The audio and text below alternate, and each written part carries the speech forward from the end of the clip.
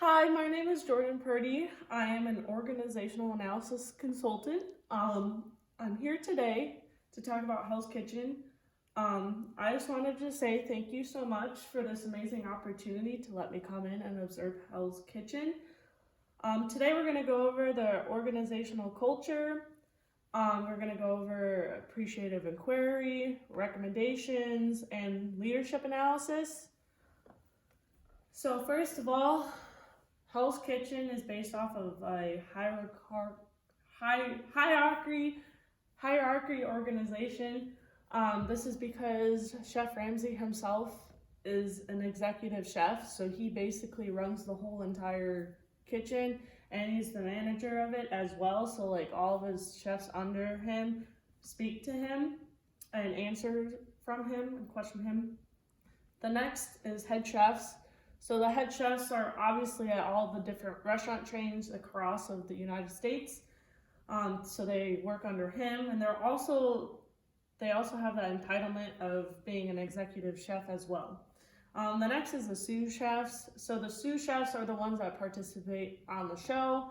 On the show you have Andy and James. They're very high standard chefs, so they're right directly under Chef Ramsay as well. And then you have the station chefs.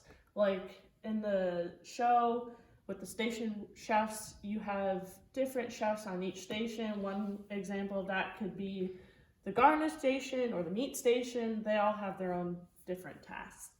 So going on of the organizational culture, the environment on Hell's Kitchen is very tedious and can cause a lot of stress and tension. An example of this is season 14, episode 4, when one of the chefs, Adam, actually screwed up the dinner service. He ended up not cooking one of the lamb chops all the way through. So it caused some stress and tension between his other teammates as well, which can delay the time of when food gets out of the kitchen.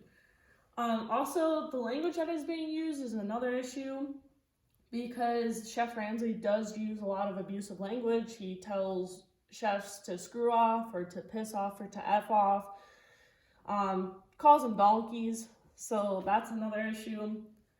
This is also because he has very high expectations because he owns a lot of high-class restaurants and organizations, so he wants to make sure all of his dishes are high class and meets the standards of these high class restaurants.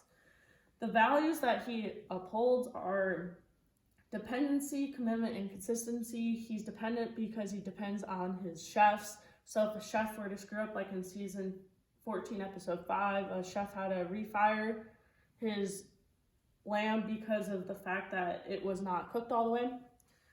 So every time he depends on his chefs, he depends on them because they need to make the food correctly and they can't mess up or else he gets mad.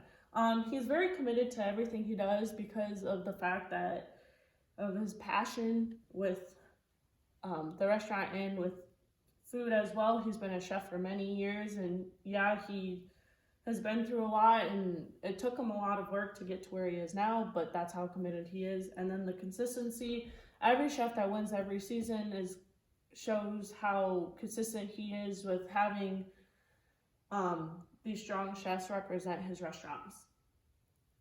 Also, for the organizational culture, like I touched on before, the interactions in the kitchen are not that good, especially when mistakes are made. The interactions are more like screaming and yelling. But when the whole team works together and they're not making mistakes, the interactions are more of a positive vibe because of the way how communication is being played out. Also, with self-image could be a real issue when it comes to this because Ramsay does call the chefs idiots and self-image gets confused. Also, an example of this was Rachel Brown. She was a participant in one of his seasons, and after she got eliminated, she happened to kill herself. So that would be a negative example of how self-image can affect someone. Celebrations, he has celebrations because He rewards each team member every time they win. They normally go on like fun trips to a fancy hotel or to go skydiving. It's just that stuff that makes Hell's Kitchen a lot better, so it relieves some stress. Also, the group dynamic of this is forming, storming, norming, and performing, because all these play in. Forming obviously plays in because of how the team is just getting to meet each other and trust is not built. And then storming is when there's arguments in the kitchen and everyone disagrees with everything. And then norming becomes more of a team. So they're trying to become a team, understanding everyone's opinions and understanding who they are. And then performing is when they're a team together and they finally know how to handle things.